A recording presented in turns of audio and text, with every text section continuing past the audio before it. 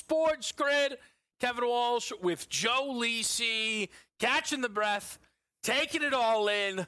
A pretty noteworthy Sunday, Joe. We had, I don't know, funeral's too strong, but we may be getting preparations in order for the Baltimore Ravens.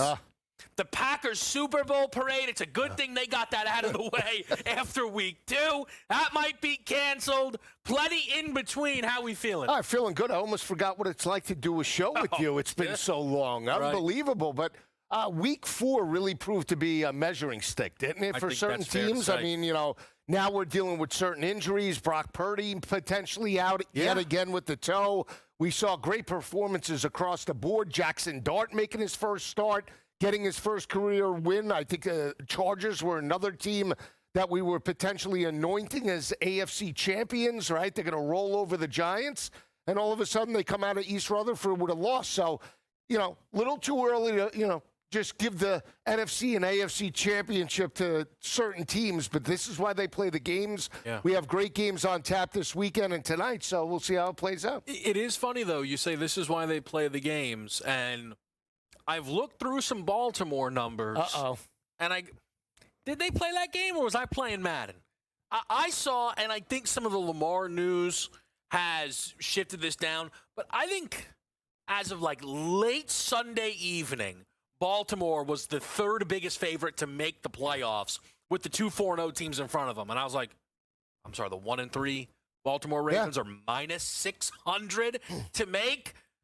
The Ravens, Joe, and here's the thing, as they lose to the Kansas City Chiefs 37-20. There will be some who feel like this is a Kansas City story. I disagree, and I think I can prove it. The Chiefs scored 37. Congrats. That's the 3rd most points the Ravens have given up this year. So they give 38 to Detroit, 41 to Buffalo. Kansas City getting to 37, that's like par for the course against a Ravens defense, yes, injured.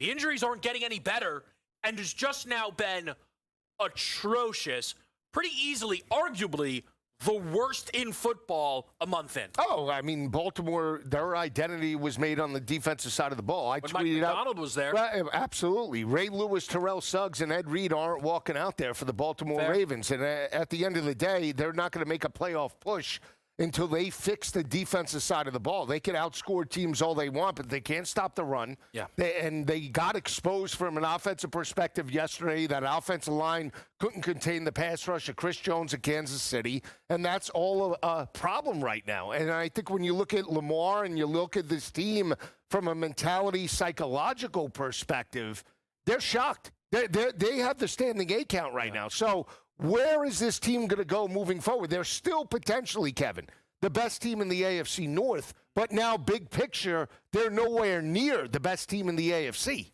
Well, again, and them being the best team in the AFC North, the Browns entered the season having no chance at being that. The offense is atrocious. Right. Pittsburgh is 3-1, but no one feels great about it. I mean, the record is good, but they don't feel like they're playing great. And Cincinnati, without Burrow, is a very, very difficult evaluation. But for the Ravens, Joe, it's not about being the best team in the North. It's not even about being the best team in the AFC. They're supposed to be the best team in football. Right. The Baltimore Ravens started this year booked as a favorite in Buffalo, the new Super Bowl favorites.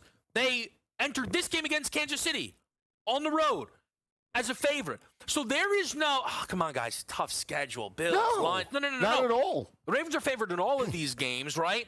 And it is a team who has, I think, a lot of issues. But when you're 1-2, even 0-2, whatever, guys, we got time. Right. We got time. I don't think there's going to be a moment we feel good about the Ravens this year. They are a carbon copy of what Cincinnati was last year, right? Playing from behind, that desperation week to week to week.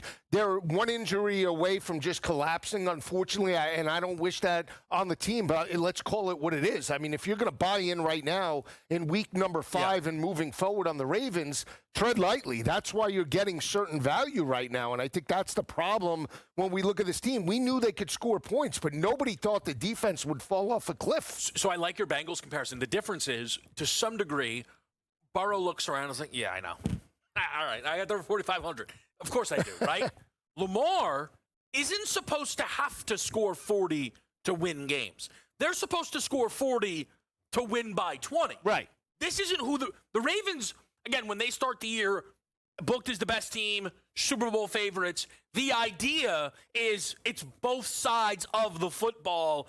Again, they get Malachi Starks in the first round, Mike Green in the second round to go with all of these guys. And I know the injuries are mounting, but I also think the pressure is swallowing them a little bit. I think, to some degree, their blown lead against Buffalo really threw them off. Yep. Derrick Henry, again, he just doesn't look comfortable, right, with the fumbles. And I'm not saying Derrick Henry's bad, but he's not comfortable. Lamar doesn't look comfortable. Lamar Jackson, right?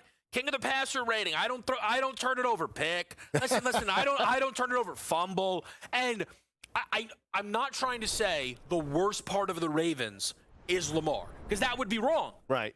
Lamar's very bad in that football game yesterday against Kansas City.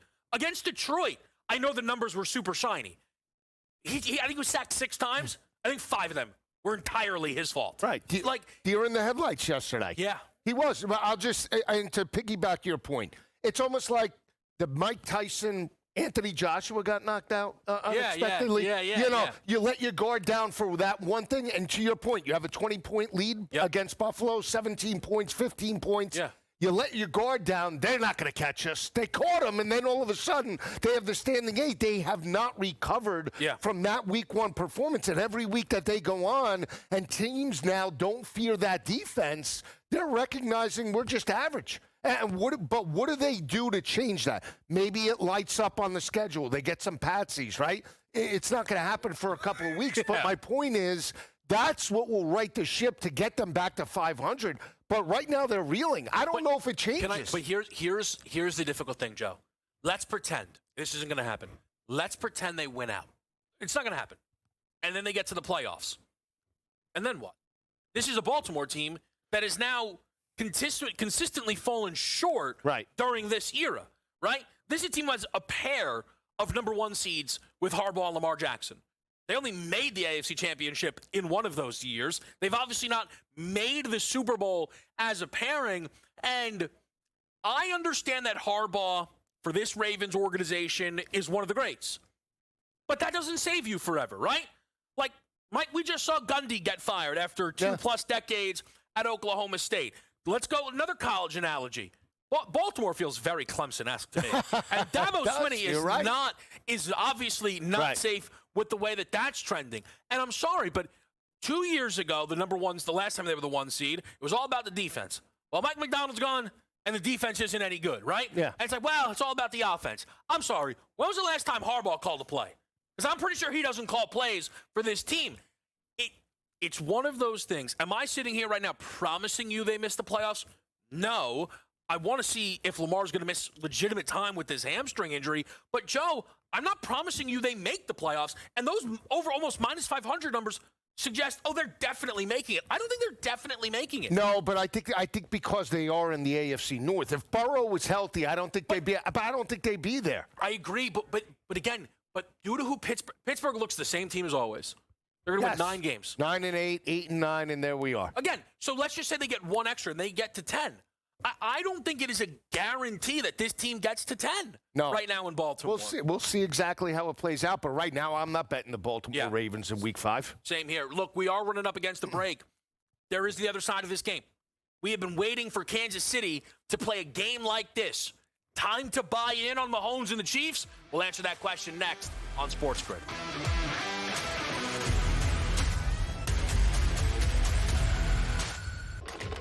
Enter into the magical world of McLuck.com, where even the smallest of spins can win real cash prizes. Adventure into over 1,000 of the best Vegas-style slot games. So what are you waiting for? Unlock your free welcome offer today. Join the fun where winners play and players win. Well, Shadur, which quarterbacks are you talking about? Because there is some bad quarterback play out there, but the dude who can't beat dealing Gabriel out for a job and can't beat Joe Flacco out for a job, certainly can't lay claim to being better than any other quarterback in the league. The Craig Carton Show, only on SportsGrid. That's a lot for a closer. 10. You're not a closer anymore if you blow 10 games. I mean, my goodness. That's he's mentally broken too. Like, it's to the point where, like, Dodger fans aren't even mad at him; they're more mad at the Dodgers for putting him out there. Putting him in, right? It's more so. Right. Yeah, it's like, guys, like, he's done. In-game live, only on SportsGrid. Major League Baseball has decided it is time to put balls and strikes not just in the hands of the umpires, but also the robot umpires, as they say. The ABS system is now officially in place starting next season. Now, keep in mind, they're not just throwing this out there. They have used this at the Arizona Fall League, and they've also used it at different levels of the minor leagues as well. Newswire, only on SportsGrid.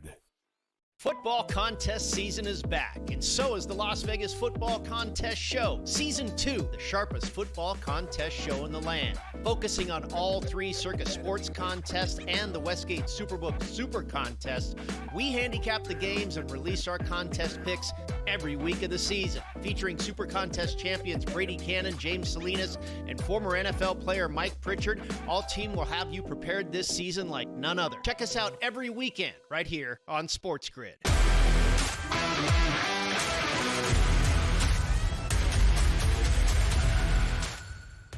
37 points, 4 passing touchdowns, 270 yards, a passer rating of 124.8. So it is possible. Huh? Mahomes is allowed to play really well in a regular season game. They're allowed to score a bunch of points. One final thing on the Ravens. No bigger sign that their defense is cooked than Mahomes actually having a game like this in the regular season, because, Joe, it feels like it's been ages. It was. It really does. But Worthy was back in that lineup, and we expect him back now. Right, but he's completely he changes that offense. When Worthy's out, they're handcuffed and completely one-dimensional. Yeah. Can't stretch defenses over the top. He gets the big catch, to really build momentum. They utilized him in the reverse game as well. Hits a big run to put them down into scoring position, and he is the reason why this offense clicks to a certain degree. Now, are they going to maintain the consistency from week 4 straight through the end of the regular season and potentially an AFC and a Super Bowl championship? I doubt it, because I just don't think they're that type of team. But against the Ravens, against a team that they have owned, I think it was more that they exploited a team that was dead and buried right now, more so than this offense all of a sudden awakening and Pat Mahomes turning into the quarterback, or the offense, I should say, turning into what we saw 3 years ago with Tyreek Hill. So I totally agree. Again, it's a little tongue-in-cheek. I think this is a big signal about how bad Baltimore is. Right. And that's why we talked about Baltimore off the top. But Mahomes, that is the first time Mahomes has thrown 4 touchdown passes in a regular season game since week 7 of 2023. I mean, we're talking nearly a 2-year run out, okay? Right. And I know it's like, 4 is a lot. Patrick Mahomes, okay? I'm not talking, we're not talking about Kirk Cousins or something like that. We're talking about Patrick Mahomes. So there will be people who you will hear, I think, say, told you, still the best, still the guy. Hold on, okay? Nobody, even Mahomes' biggest critics, are under the impression that these games aren't within him. We all know they are, and it's why they're so dangerous in the playoffs, because you get into these playoffs, and he's basically there he is, game away from putting him in the Super Bowl, right? He's the 1 seed and all that. Here is what you want to see from Patrick Mahomes. Do it again. And I don't mean next week, but I mean when you play bad defenses, which Baltimore at the minimum right now clearly is. I want this. They've got the Raiders 2 more times on that schedule. That defense is bad. They play Dallas on this schedule. Oh, me, oh, my. They play the Tennessee Titans on this schedule. Joe, there should be at least 3 or 4 or 5 other games on this schedule where Mahomes throws for 3+ touchdowns. There should this be. year. There should be. And that's what I am looking for from, again, a guy who is a consensus already top 5 quarterback in the history of football. For many people, top 2, 3 quarterback in the history of football. It's supposed to be the prime of his career. I want to see prime of his career football. Right, but that's on Andy Reid, and that's on the team to build an offensive identity again. Sure. They did it with Tyreek Hill. They did it for a couple of years when Hill wasn't there. They changed it up. They relied more on the rushing attack. Yeah. I broke it down in the pregame yesterday, and they had 325 rushing yards heading into that matchup yesterday. Okay. 125 was Pat Mahomes. Yeah. They averaged 66.3 rushing yards for the first 3 weeks of the regular season. They don't even have a hint of a rushing attack. Mm-hmm. They beat up on a team that couldn't stop the run yesterday. Now they only averaged 3.7 yards per carry and pounded it for 118 yards on the ground, but 38 came on the reverse to Worthy. I'm talking about lining it up with Pacheco and Hunt or another running back, and we're going to run it down your throat. They cannot do that against the better teams in the AFC, and that's why I can't buy into them big picture. And that's why I certainly can't buy into them if they play the Eagles in a rematch Super Bowl type of setting, because that front seven will shut down the run. They'll put Pat Mahomes into long third downs, and Jalen Carter and that front seven are going to eat them alive just the way they did last year. And that is the problem. They got by it yesterday because the Ravens were 3 of 10 on third down conversions, and when you just hand the football over, short fields, turnovers to Pat Mahomes, we could do anything we want because that defense is terrible. But against the better teams, if they face off against the Bills, they're going to have to put up points. And I don't know if they could do it this year on a consistent basis. And again, I can't buy into them. This is the first game they basically played all year with Worthy, right? Because he got injured almost immediately against the Chargers. Week 1. Rashee Rice is around the corner. I think one of the other things to watch for this team, we've talked a lot about them trading for Tyreek, right? We'll see how that lands. But I think, despite the fact they scored 37, that running back room, even in this game, right? I mean, again, 13-34, Kareem Hunt. I tell you what, get Tanks Bigsby. How about he's just sitting on the shelf for the Eagles. Here's the big, I'm just saying, he's a home run hitter. This. I think the big name to watch for this team is Breece Hall. Okay. We've seen the Jets be willing to have that conversation. It's possible. I think Breece Hall could be look at these other teams out there and what elite running backs can do on really, really good football teams. I don't think Bigsby's not all that bad. I mean, I'm not saying he's bad. I mean, Bigsby just got traded down to Philadelphia. But Joe, in that same vein, right? Get Charbonnet out of Seattle. You don't need 2 running backs, okay? I don't know if they would part with him. Oh, okay. Well, you got Ken Walker. I'm just listen. I don't know what the price would be. I think Tyler Algier out of Atlanta. Again, you got a top 10 pick in Bijan. You can get Algier out of there. Maybe a Tony Pollard comes free out of Tennessee. I don't think he would be too expensive. I mean, if McCaffrey's going to touch the ball 65 times a game, just grab Brian Robinson out of San Francisco. Because, Joe, if this team could get themselves a dangerous running back. A home run hitter, a guy that can go from point A to point B. They don't have one. No, and I've said that. That is the reason why their offensive identity has lacked from explosiveness. When you have playmakers on the outside that could take the top off an opposing secondary, that opens up the rushing attack. But they don't have home run hitters. Pacheco's a blue-collar runner, so is Kareem Hunt. They've been able to get by to a certain level. Then they got exposed last year, and now you're seeing it. They started to run the football a little bit better. But again, how much of that was with the Ravens being terrible and so bad, and how much of that was just them just dominating a team that they own? Hey, look, and I know the Chiefs aren't the Lions, and again, they got themselves a great win, but to the running point, right? They end that game under 4 yards a carry. We just watched the Lions get like almost 6 yards a carry without the kneel downs by Goff. They would have been at 6 a carry. I mean, it's just, I agree with you. I think they need to look around the league at the running back position. Yeah. Now, you look at Sunday winners, Chiefs stock up, Ravens stock down. What do you do with a tie?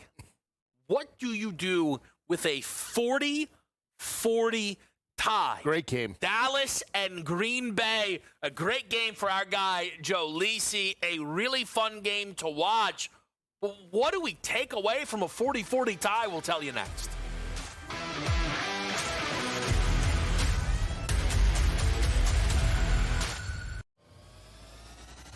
Jalen Hurts is a very good quarterback, and quite frankly, he doesn't get enough grace, I should say, for saying, I win football games. Like, what would you rather? We go play Mahomes. Oh, man, 41-40, Hurts, 375, 4 touchdowns. They lost. Boy, that guy's good. Or no. Hey, you know what? I'm going to play within myself. I'm not going to turn the football over. I'm going to play within the game script here, and we're just going to win. Doesn't matter who gets the accolades. Pro Football Today, only on SportsGrid. The biggest games, the biggest bets that you need to know. So much fun already, Joe. I feel Yeah, like I'm we got having a good lot time. of information now. Yeah. Good games, Yeah. not great, but again, it's college football. You can bet on them, nothing better.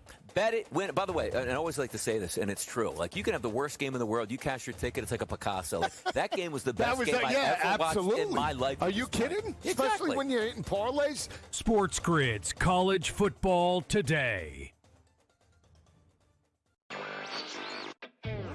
Two favorites are still the two favorites. So for me, it's just whether or not you got Herbert at a better price or if you think there's a better price to get at this point. But I mean, with the way Josh Allen plays and generally Lamar Jackson, it still does appear to be a two-player race. The only thing, obviously, this is an injury league, Adam, and in the NFL, an injury that keeps you out 4 or 5 games, all of a sudden, those odds will shift. Newswire, only on SportsGrid. It's the most beautiful time of the year. No, not because of foliage or pumpkin spice lattes. It's because of football. SportsGrid has you covered all season long, covering every snap, every score, and every line move. Prepare, watch, win. Weekends are for winners. Only on SportsGrid.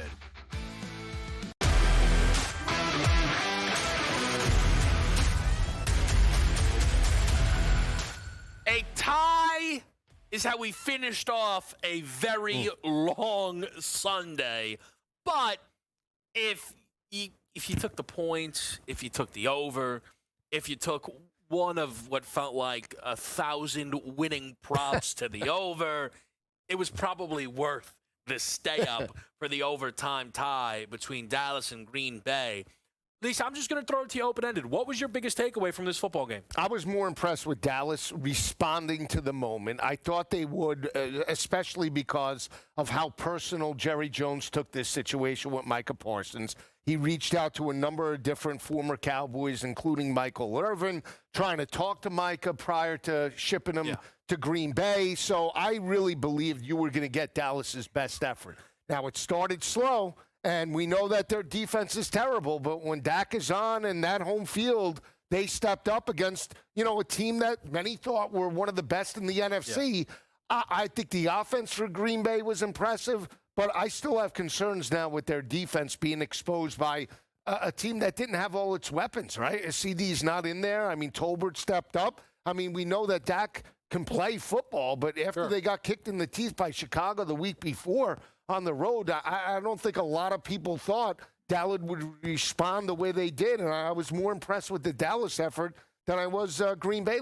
So I was on Dallas in this spot at +7, and one of the reasons I think is something you alluded to, all the talks about Micah, but for Dallas, it's too early in the year to lay down and die, and everyone is now, it's like, Parsons is coming back. What are you going to do about it? Yeah, well, we're going to step up then, right? Right. I think they were sick of it. Hearing it. Yes. I think you had to meet the moment, and they were able to do that once they got going.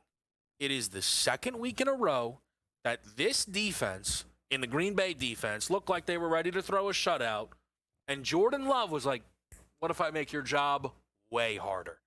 Did it against Cleveland by throwing that interception, and then.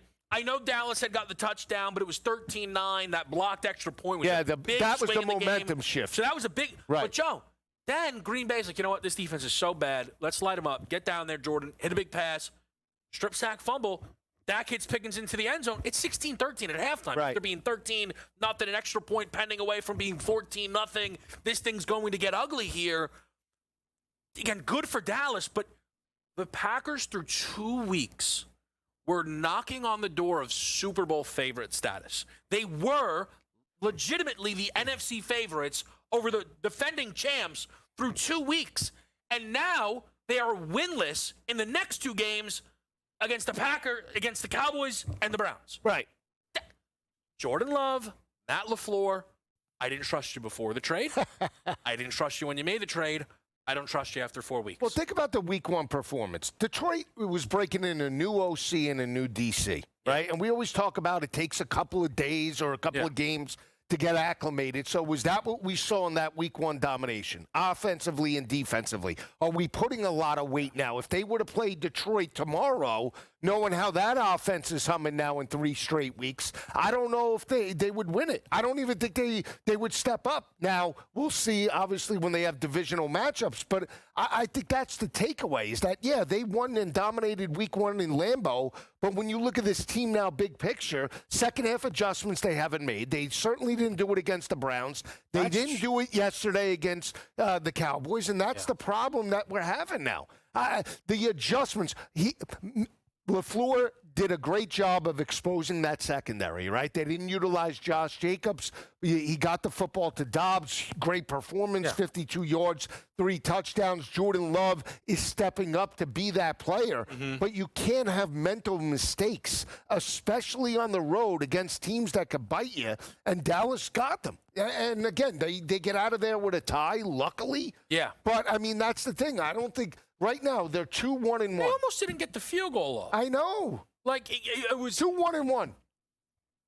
Again, they're not better than the Eagles. So I'm just going to say it right there. They're not a better team than the Eagles. And I think if they played Detroit this weekend, they would lose. Here's the thing, right? Sometimes when people talk about this league, if they play their best and they play their best, right?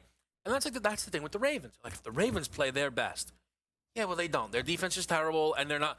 If Green Bay plays their best, right, which like they did in the first half against Washington, in the first half against Detroit, I don't think I'm going to get Green Bay's best every single quarter, half, week, and that's what leaves you vulnerable if you have to be at your best, or otherwise, you're turning the ball over like Jordan Love.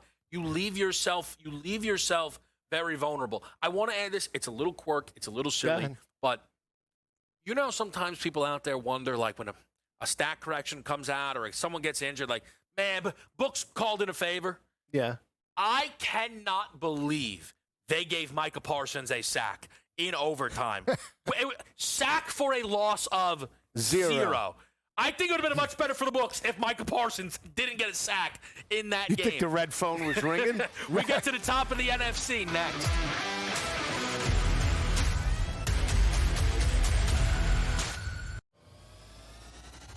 Jalen Hurts is a very good quarterback, and quite frankly, he doesn't get enough grace, I should say, for saying, I win football games. Like, what would you rather? We go play Mahomes, oh, man, 41-40, Hurts, 375, 4 touchdowns, they lost. Boy, that guy's good. Or no, hey, you know what? I'm going to play within myself. I'm not going to turn the football over. I'm going to play within the game script here, and we're just going to win. Doesn't matter who gets the accolades.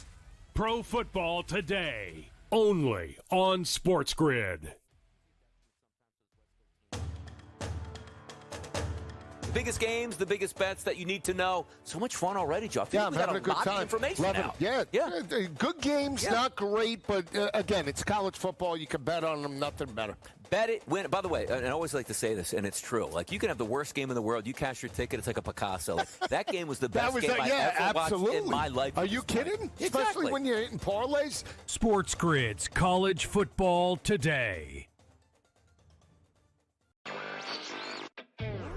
Two favorites are still the two favorites. So for me, it's just whether or not you got Herbert at a better price or if you think there's a better price to get at this point. But I mean, with the way Josh Allen plays and generally Lamar Jackson, it still does appear to be a two-player race. The only thing, obviously, this is an injury league, Adam, and in the NFL, an injury that keeps you out 4 or 5 games, all of a sudden, those odds will shift.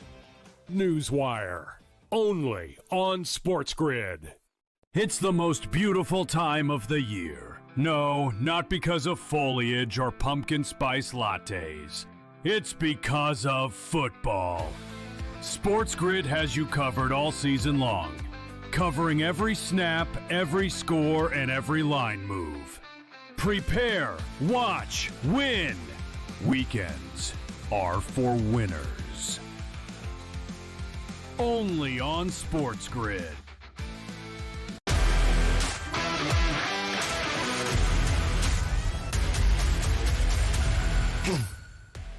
At the top of the NFC is where the Philadelphia Eagles remain. Kevin Walsh here with Joe Lisi on Pro Football Today.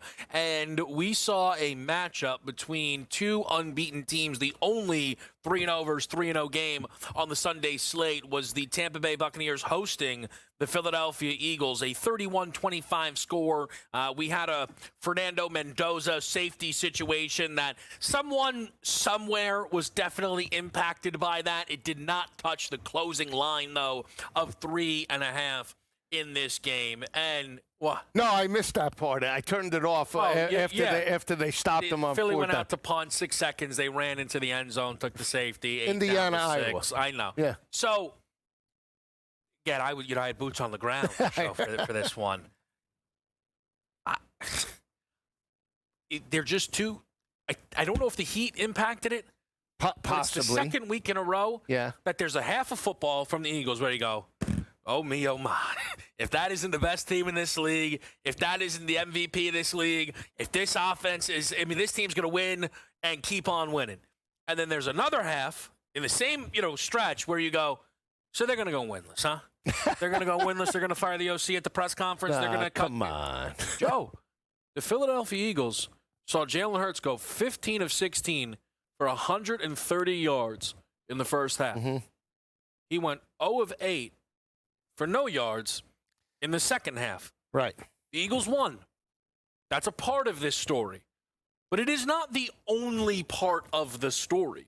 The Philadelphia Eagles' inconsistency right now, heavy as the crown, that is a huge story for this team through 4 weeks of football. I'm not concerned. I really am not. And I understand as Eagle fans, you might be concerned, but I'm confused. I think, again, I think loss of focus at times. You have, it was the battle for the number 1 seed potentially, right? A team that was undefeated, a team that has owned you in back-to-back years. 2 years ago, would they lose 32-7 in the playoff loss?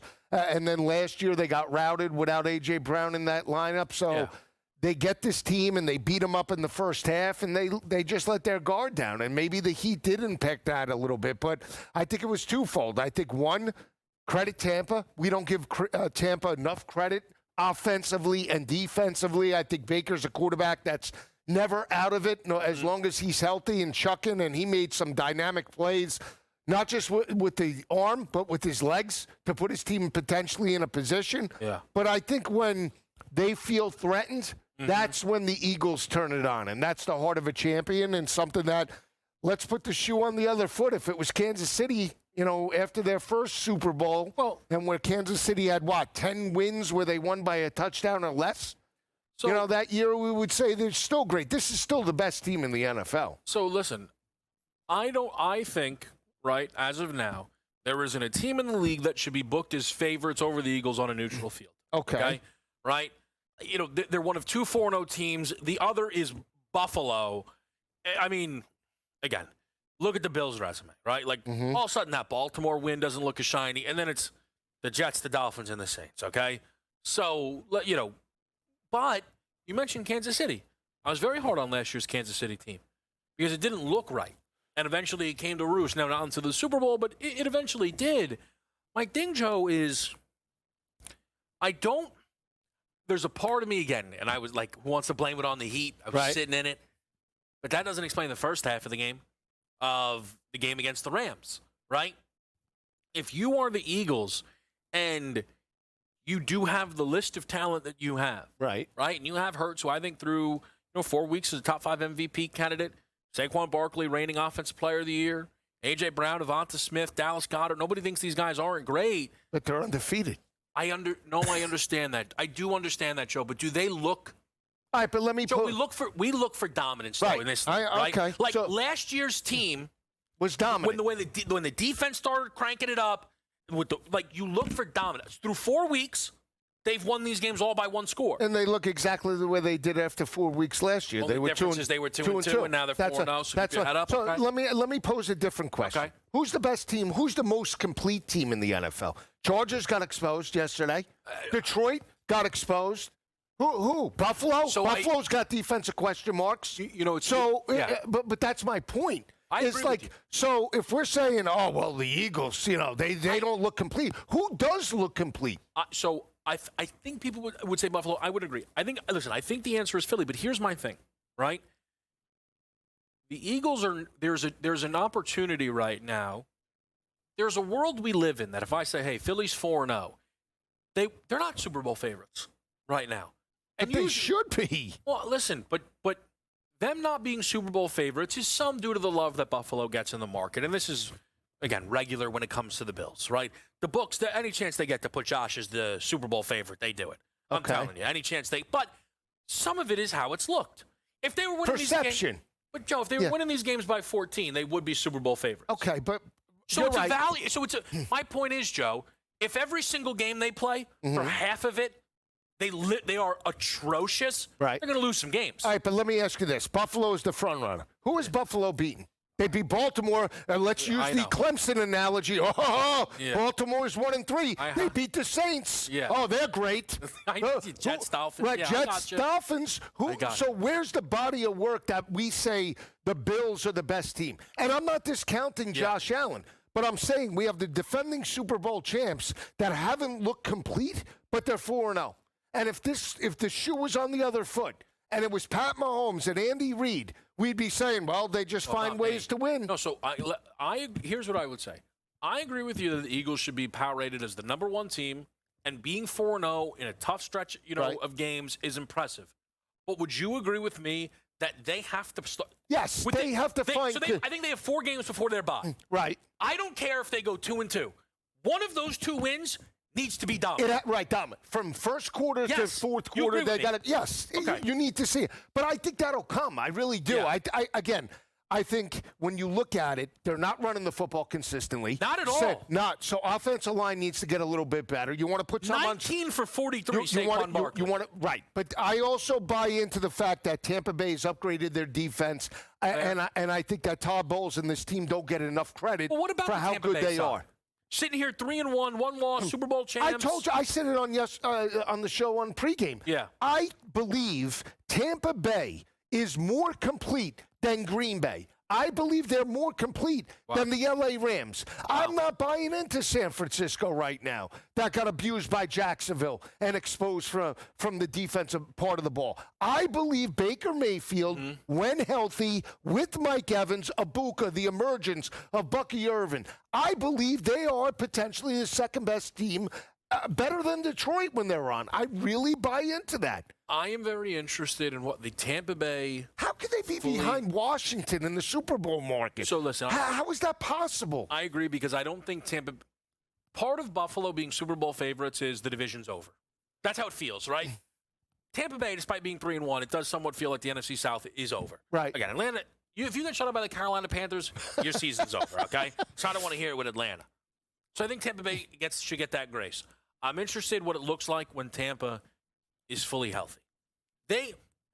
Is there a team in the league who gets that benefit of the doubt more than Tampa Bay? Tristan Wirfs just played his first game of the year. Godwin just played his first game of the year. And all they had to give up for that was Mike Evans had to miss the time, right? Like, I'm very interested in what fully healthy Tampa Bay looks like, and I don't know if this team will push up to the 1 seed, but the beautiful thing for the Bucs is if I'm right, and I think you agree with me, that the South is going to be, hey, guys, we're 11-6. We won the division by 14 games. I mean, come on. Like, if that's how this works out, they can really ramp themselves up to be playing their best ball. And that's why I say from the odds market, they beat the Eagles. They went toe-to-toe with Detroit. They can go toe-to-toe with anybody. I got to tell you, that game, I expected some big running back performances. Bucky had it through the air, but on the ground, a little bit of a letdown. The big running back performances belonged to the rookies. Marion Hampton, Ashton Genty, and the changing offensive rookie of the year, Marcus next.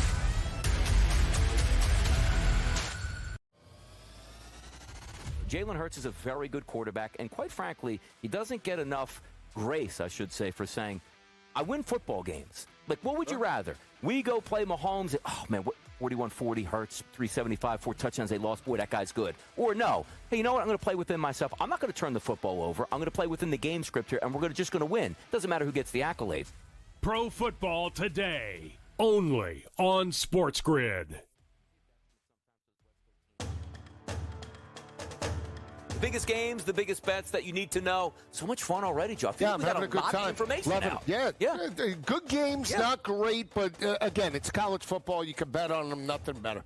Bet it, win. By the way, and I always like to say this, and it's true. Like, you can have the worst game in the world. You cash your ticket, it's like a Picasso. Like, that game was the best game I ever watched in my life. Are you kidding? Especially when you're hitting parlays. SportsGrid's College Football Today.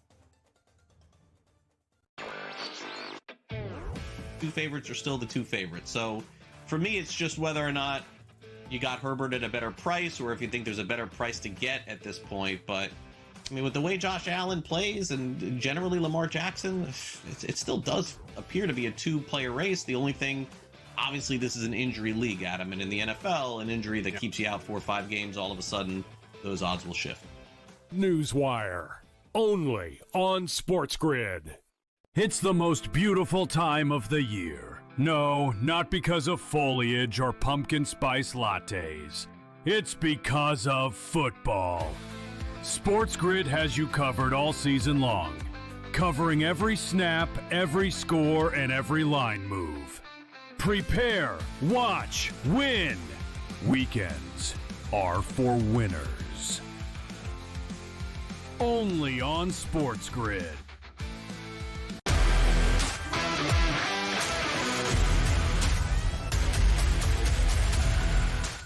All right, with you right here on SportsGrid, Kevin Walsh, Joe Lisi, and we were just talking about the Eagles and the Bucs. So I want to talk about these rookie running backs, Joe, because they're flooding the offensive rookie of the year market, but they are all looking up at what are the stars from that game in Emeka Egbuka. And Egbuka had the 77-yard touchdown, finishes the game 4 for 101 and a score. He right now has 4 receiving touchdowns to go with 282 yards through 4 weeks. Before we get to these running backs, do you agree with the market that Egbuka is the guy to catch for everyone right now? Yes, and I'm going to go back to the Bucs. They did a fantastic job in getting him, and I think it was a head-scratcher because they went with Jalen McMillan last year, and they're like, well, you got Godwin and you got Evans, right? But the team knows that both Evans and Godwin break down. They have now complementary backups that could come in and fill in immediately, and that offense doesn't miss a beat. And then you watching Baker throwing darts. A home run hitter Ibuka's turned into. I mean, he is when they are fully healthy, Kev, with Ibuka in that lineup, they're gonna. I'm telling you, they could be better than any team in the AFC or NFC. I really believe that from every level at the wide receiver position. So Ibuka, I believe, should be the front runner. Do you want the offense to be, ground and pound methodical, or you want those explosive plays? If he puts up 12, 14 receiving touchdowns. Here's my thing. And 1,200 yards. No? No. If the season ended today, I think he's unanimous. Okay. I think he's been that good. But I look around at some of the performances on Sunday. Right. And we've got a race. Joe, to be honest with you, I thought through 3 weeks, Genti was done. And I'm not saying that I didn't think, and partly because I didn't think it was his fault. He was getting touched at the line of scrimmage every game.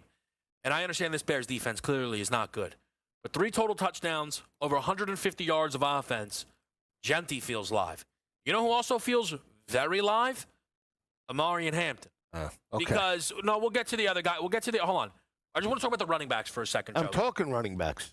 There's another one that played yesterday. Well, we'll get – all right, hold on. But 2 round 1 rookie running backs, right? And you pick your head up and you look at yesterday's box scores. I mean, both of them over 150 yards of offense, both of them into the end zone there. Books moving those guys' numbers accordingly. I think the edge for Hampton, at least over Genti, is just how much better I think the Chargers are than the Raiders. Explosive. Now, he had 12 carries, $112 yesterday. 12 carries, yeah, he had that 128. He averaged well over 7, 8 yards, almost 10 yards a carry. He had that one big run. I agree with you. He's turned into that workhorse. Yeah. And they had Najee Harris prior to the injury, and they didn't even utilize him. It was Hampton, at the start of the year. So Jim Harbaugh has set this is going to be our bell cow. Yep. If we're going to live and die with the rushing attack, it's going to be Amari and Hampton. Now, again, they limited his touches in the loss to the New York Giants, but if you're going to put up 112 and this team is going to have success and they win the AFC West, he's going to be there.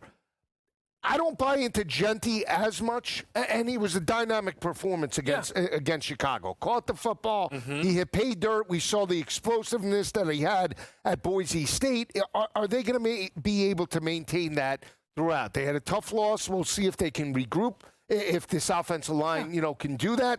Keep an eye out for Quinshon Judkins. It took me a bounce to realize who you were talking about. I'm just saying that he's the bell cow. He had 33 yards receiving in the loss to Detroit, and I understand he's on Cleveland, and I understand they're going potentially with a quarterback change. But this guy, and, we're talking just on the field, forget the off-the-field stuff. He missed the first 2 games of the regular season. He can carry it 30 times and start to put up those Ashton Genti type of numbers. I still think he's got value. He was 18-1 prior to the situation, and now he's going to come on. If he's going to play like this every week, he could be the offense. Here's what I will say. He has been super impressive. And if you want to make the argument, hey, I'm telling you he's the best running back of this group, you can make that argument. I can't see him getting there on the Browns. The offense, he's right now he's the only good offensive player on the team. Yeah. And I just don't think it's going to get much better. They have to string together some wins. And I just don't think enough. That is, to me, the biggest advantage for Hampton. But what if he does like what Bowers does? I know it's comparable. We're talking bad team, put it up numbers. So here's the problem that Bowers ran into. There was a quarterback. And a week ago, right, I looked at this and went, all right, Cam Ward's done. Because for Jaden Daniels, who had a great season, but the winning takes it above. The Titans are terrible. Jackson Dart, 1 for 1. And he's going to get a little extra leeway. Plus the New York market, too. But also, they were 0-3 without him, right? Right. So he's going to get a little leeway here. He didn't light the world on fire. The end zone, 54 on the ground. Looks like a Bo Nix performance last year, doesn't it? Those early season Bo Nix performances were disgusting with the passing. But that's what I'm talking about. He was very limited. He didn't come on until basically game 9 or 10 for the Broncos. Listen, I don't want to. But this is kind of fits who you and I are. Previewing maybe the worst game of the week next week this early, but Giants Saints next week. Yes. Okay. I don't know where you're at in the game. I think over. Well, okay. So let's say we get over, and let's say the Giants win. Right. I think it's on the board. Dart's the favorite for this award. Do we book it now? But I don't know. It's weird. What if he's going back to SEC country? I know. He's recognizable. I know. Listen, it's. You know what the biggest takeaway was? Go ahead. Brian Dable he just recognized Dart saved his job. Yes. Well, with that. You know what, though? Yeah, we're going to do it. That's going to be the sales pitch. I'm going to be like the last person who they let defend Dable into the microphone. But no, but he was the one who wanted to draft Dart. He's the one who went to Dart through 3 games. Let me just you mentioned Bowers. Yeah. Tyler Warren for you. Yeah. Hit the end zone on the ground, Penn State style. Yeah, but Colts are going to be in the race this year, but right? I don't know. It's a tight end, though. Bowers came with a lot of fanfare, Georgia national champion. He wasn't even really in the mix, Bowers. I know. Because of Jaden. If it's a bunch of running backs, a Mecca, if it's going to be skill positions. I don't think Tyler Warren, unless he just. He's got 19 grabs for 263. It's impressive. It is. It's impressive. There's a lot of good rookies out there. I think that cannot be overstated. By the way, the best of the bunch is maybe it's Ted McMillan. The Panthers are just absolutely. That Canales is on the hot seat. Is that thing not burnt yet? Somebody check the scorching. All right, let's talk some prime time next on Pro Football Today.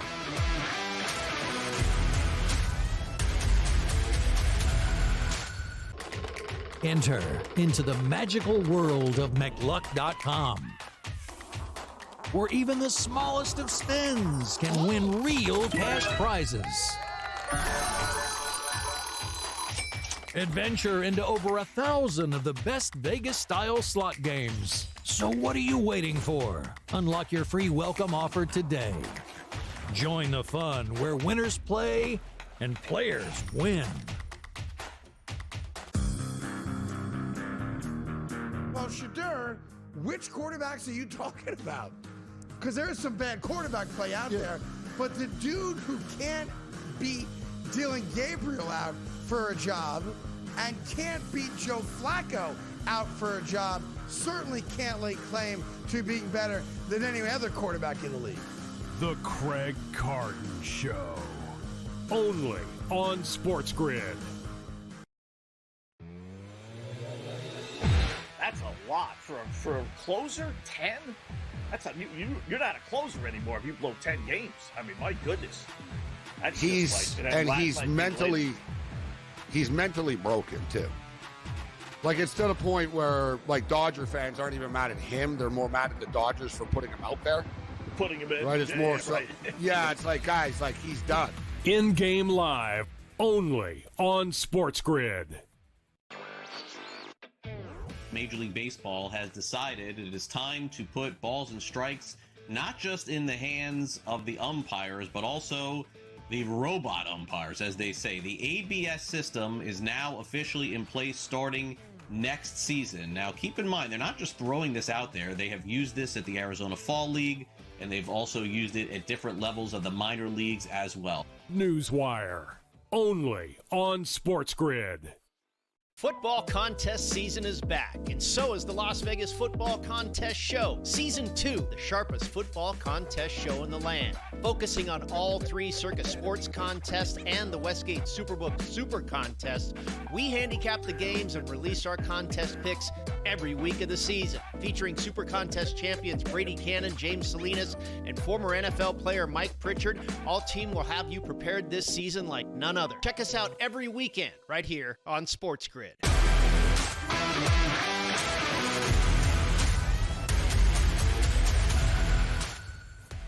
With you right here on SportsGrid, Kevin Walsh and Joe Lisi. We got a doubleheader on a Monday night. Your coverage on SportsGrid begins at 6:30 with Game Time Decisions. Myself and Joe will be live for the beginning of Dolphins-Jets through the first hour plus, and that's going to be Gabriel Morency and Scott Wetzel taking over as the game between the Broncos and the Bengals gets underway. Let's start with Dolphins-Jets, Joe. 0-3 versus 0-3. But both teams expected better than that coming into this year. So when you say a team needs it, right? They don't need it in terms of playoff aspirations. It's not one of those things. But I think for the vibes around these organizations, whether it be McDaniel saving his job or Aaron Glenn still trying to get one on the board, year one head coach, this is an important game. Oh, very important. And again, for Aaron Glenn in year one, you want to build momentum, right? You want to have those young players buy in. And let's be honest, they lost two tough ones. One last week to Tampa Bay, and week one against the Pittsburgh Steelers. You can make the argument they could have stole one of those games and have one game under their belt, right? But I think it's more important right now for the New York Jets, and that sounds crazy, but having a first-year head coach, I cannot buy in to Mike McDaniel in the spot. There's too many question marks. I'm concerned about the players being checked out. They could talk the talk until I see it on the field, even though they're at home. I'm not buying into Miami. I actually really like the New York Jets. The fact that Fields comes back, I think he'll try to take this game over. I believe more in the Jets defense than I do the Dolphins. Weaver, the DC, saying all the right things. He wants to be violent. He should have been preaching that week one. In the offseason, not after you have 3 losses under your belt. Now you're upset. Get real. I mean, the problem with Mike McDaniel starts at the top. This team has no identity. They certainly don't have an offense or a defensive identity, and that's on the head coach. I think they get smashed tonight. That would be surprising to me. I will say, though, I think through listening to you, as somebody who was tempted to lay it with Miami, I might pivot to the team total. I've been trying to do that. You and I talk about this off air. I try and do that less this year. Trust the sides. But for Miami, who clearly got up for Buffalo. I know they lost the game by 10, but it was closer than that. They got up for that game. Tyreek was complimentary of Mike McDaniel. It was a step in the right direction. Here's my thing, right? We're now almost 2 weeks later, okay? To be 2 weeks later, is that energy still there? If it is, it's probably more on the offensive side than the defensive side. And I don't know if I actually necessarily am interested in fading Fields because you never know what you're going to get from Justin Fields. That's really how I believe. Right. Like if you say, hey, Miami scored 30, did you win the bet? From a side perspective, I think so, but I'm not sure. Right. Because the Dolphins' defense is bad, and maybe Fields was on a heater. Now, to be fair, the Dolphins could score 20 and win the game by 10. When bad Fields is bad, it's bad. I might play a team total. Well, Aaron Glenn played in this series. He understands the rivalry. I mean, I think he understands the importance. And again, when you have a former player for the organization like Aaron Glenn that's trying to build a foundation, I think it's very important. And you take these games seriously. And he was called out about, he's all rah-rah, running down when they blocked a kick and run it back. Him for that. No, I don't blame him for that either. But he's had to answer a lot of questions. Yeah. And again, they've been close. It's not like they're getting blown out of games. The only game they got blown out was week 2 against the Buffalo Bills that you can make the argument best team in the AFC right now. Game number 2, Broncos-Bengals. Denver on upset alert? I don't think so. I think that, if Browning was playing a little bit more consistent and they didn't get blown out. He's playing consistent. Yeah, consistently bad. That is the problem. Now, last year, you remember this game went down to the wire, and that was with Joe Burrow. Bo Nix had a breakout performance, but at home, laying 7.5, I would lay it with the Broncos here. I do like the over, 44.5. I think we'll get points in that game as opposed to the Miami game. I think if the Jets win it, it'll be lower scoring, so we'll see. Yeah, I think this is a spot where I really, really want to back Cincinnati. I didn't believe in Denver as much coming into the season as a lot of people, and 7.5's a lot. Bo Nix isn't playing well enough, in my opinion, to be laying that type of number. But I also think if there's an opportunity to run it up, Sean Payton would take it in droves. And I don't know if I trust Jake Brown. Jake Brown, and just keep it close. Like I don't know if they've. Here's my biggest thing coming into this game. Props, we'll figure it out. Again, you and I will be live later tonight for everybody. As I'm still trying to think through some things. My biggest thing, if this is a Denver route, pick up the phone and figure out a new quarterback. You can't, Joe. No, there's only 2 quarterbacks that have thrown more picks. He's played a game and a half. There's 100 quarterbacks that play for New York teams that would be better off as a Cincy guy. Yeah. Tyrod would be better. Russ would be better. Jameis would be better. You want to get technical? Trubisky would be better. Get him out of Buffalo. Buffalo wouldn't even trade Trubisky. But you get my point. Like that is something I think we're on alert for. Joe Lisi, Kevin Walsh. We'll see you next time. It's Pro Football Today. We'll see you tonight. Is the Las Vegas Football Contest Show, Season 2, the sharpest football contest show in the land. Focusing on all 3 Circus Sports contests and the Westgate Superbook Super Contest, we handicap the games and release our contest picks every week of the season. Featuring Super Contest champions Brady Cannon, James Salinas, and former NFL player Mike Pritchard, all team will have you prepared this season like none other. Check us out every weekend right here on SportsGrid. That's a lot for a closer. 10.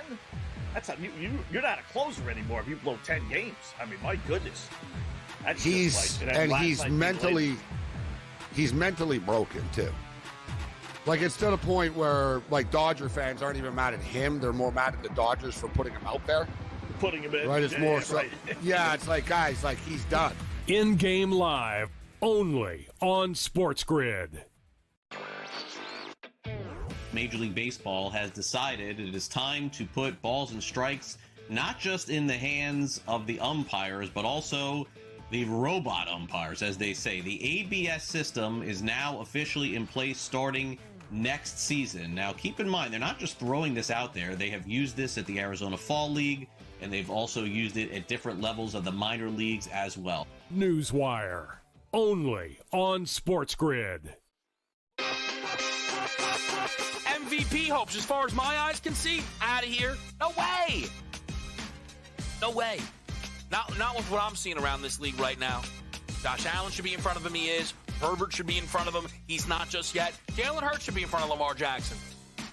People may not want to hear that, but it's true. Jordan Love is in front of Lamar Jackson. That's a pump the brake special. Come on now. Game time decisions. Only on SportsGrid.